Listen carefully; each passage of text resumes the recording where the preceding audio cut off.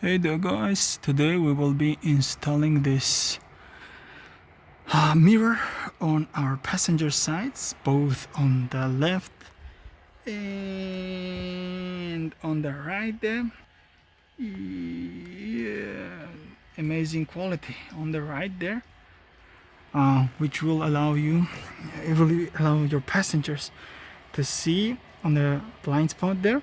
Maybe they want to apply makeup, maybe they want to be able to see any kind of traffic coming before they open the door and leave the vehicle, or have an awareness if some person is coming that is looking to intrude in the vehicle, and so on and so forth. It's a good idea for the passengers. They have blind spots as well, and this guy basically eradicates it, make it more comfortable to leave the vehicle for our passengers. And it is attached to the plastic bracket, homemade, handmade one, which I have installed just like minutes ago, and I will show you exactly how you can do that. Mostly all the interior parts are made from some kind of canvas. So for my GX, if I attach it to the place I want, it is going to be contacting the canvas. And as you can see, it has some grimes here. I have already attached it to the canvas, and at first I thought, yeah, maybe it's some kind of a special adhesive and it won't come off easily. But it came off, unfortunately, really easily. It's a normal adhesive part. So that's why I am basically ditching that idea. It is not safe, in my opinion, or at least practical at all, because it will come off very easily. So what's my plan? Hopefully, again, if you have GX, it's going to be much easier. But if you have any other vehicle that has these type of handles next to the door frame, it's not the one that is like up there next to the window. Mine goes like this. This is the rear left side passenger, so it has these plastic panels, which is very easily undoable, and there is a 10mm screw there. But as you can see, it has a wide channel, so it's not very easy to create some kind of space here. So now I need to carve this portion out and create this outside shape, so to say, and my thing will go like this inside, and it will be a small thin washer on which will be protruding up like this. It will be made out of plastic, and as plastic is easier and smoother than canvas, my mirror will strongly adhere on this. Just get a rough shade like this, and then my plan will be to roughly trace the shape of this guy. Like, it's a good idea if it is cardboard, because it is easily traceable on cardboard, right? So, right, I have traced it. And make sure you're doing it carefully on the side that you want it to be. Like mine goes like this. So the side of interest is going to be top part. So I want to trace this shape here. Once it is traced, you can maybe go with the pen and make sure. Here you can see as well this dent, which is made from this guy. So right now you can basically see that this is the shape I'm going for. So what I'm going to do is to mark it like this, roughly. Not necessary to go all the way like this, and cut it around like this. All right, once you have this inner portion, it's easier, I think, to do it with a Sharpie or something. They're just cut from outside, but it won't hurt if you just diminish the integrity of the sidelines, because you're still going to be able to trace on them. So I can, as I have right now only scissors as a cutting tool, I can compromise with the integrity of the side walls and do a thing like this. Now I can even use the paper duct tape or whatever it is called in order to connect them together back in one piece for it to be sturdier. So let's do it on the other side as well. These are great, to be honest. These are great things.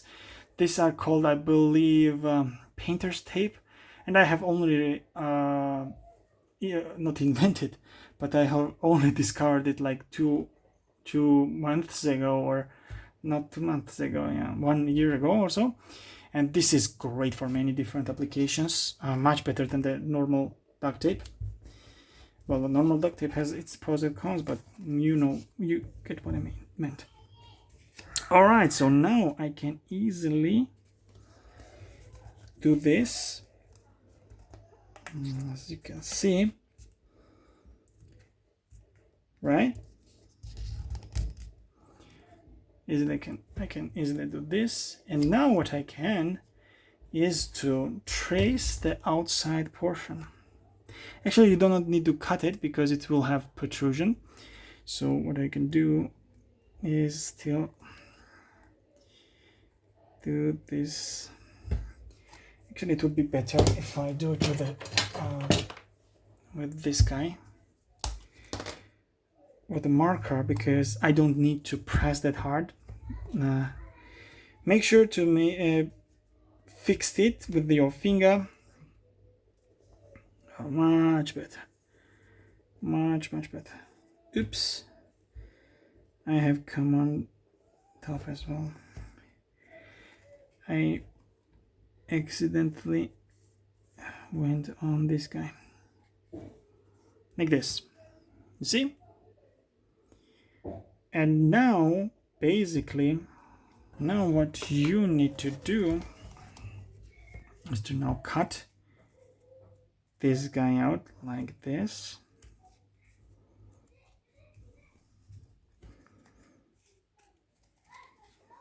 Like this. And like you can think of many different ideas how you want this to be. This is basically the final shape. This inner portion is going to be, for me, traced on this plastic. No matter what you choose, make sure the plastic is tough enough and at the same time not very brittle. So it should be cuttable and shouldn't be breaking whilst you cut it. Hope that this guy is like that. Now I'm going to make a little fit and fitment, so to say, with this guy. And you can decide how you want this to be located. Like probably the best direction is going to be horizontal.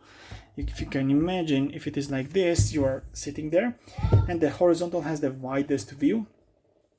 But as it is a fisheye mirror, the vertical one is going to offer the same benefits. Little less, but still same. You can still tilt your head and see on a wider lens. So it's not a big deal if you like let go the benefits of it being horizontal and go with vertical. The drawbacks of it being vertical is that there now is larger gap between the point of contact and the base, which means that this plastic has more room to bend. But the pro of it, you doing it like this, is that now there is less surface area protruding from the base of the vehicle's frame, so it is less area for you to catch it whilst moving stuff, or maybe something catching on it and making this mirror to come off. So I thought that was the biggest thing I wanted to cover, it being as tucked in as possible. So, well, it being vertical is the best thing for it to be well tucked in. And now just make sure one more time that you are correctly measuring it like this. So if it is a good idea if it is even touching it, because this guy touching the base is also going to be supporting its weight, more or less. And now we can trace where this guy and where the connection point is going to be ending, and we are going to cut it about like this. You can again use Sharpie to draw the basic outline, which means that your plastic bracket is going to be shaped like this. So this is the bracket you need to create. Now you can put it on here, mark it with a Sharpie. Make sure to understand that when you're drawing with Sharpie, with a marker or whatever it's called, basically the line is thicker, right? So make sure that you are cutting close to the edge that was touching the bracket or whatever you are marking, because that's the point where the actual mark and border starts, not the end point of it. Like if you can see, these black marks is actually meaning that if I won't cut it off, once the bracket is installed, they will be showing. So make sure that you are always cutting to the inside portion of the Sharpie's edges, not the outside one, if you want a clean look. And this is how they look. I have inserted this guy. Unfortunately, it is from the part of the plastic where there was paper on it. The clean plastic I unfortunately broke. It was very hard to carve them out. It is flush, quite flush, as you can see, and this is how they will go, like this.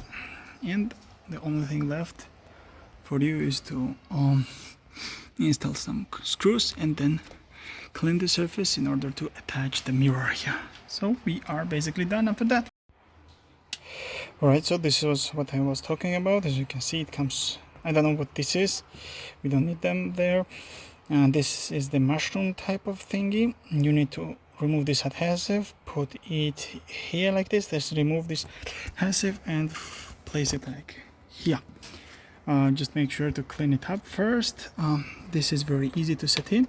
This is the long bracket that goes in, and then just, this is the long bracket. Lead with that, then click, easy peasy. The same way here, long bracket, lead with that, click. And now just add this guy and we're done. I'm quite happy. This is transparent, not even visible, but after you insert this guy like this, it won't be even visible. Even yeah, it will not be visible at all. And also the good thing is that this is plastic, not aluminum, so it is able to be squished, so it provides a nice tension on this bolts here, and the space it takes is not that much as well, so that's a good thing, that it flexes, let's say, so it acts as a tension spacer or tension washer, so to say. So I'm really happy with this guy, and maybe you can also think of many different ideas of creating this bracket here as well, and attaching something different there as well. I have seen many different videos of there being this protrusions here and some attachments here. As you can see, this surface is some kind of cloth, so it's not really possible to attach or any kind of adhesion just is going to be failing. So this type of bracket, plastic brackets, will allow you to do many different things.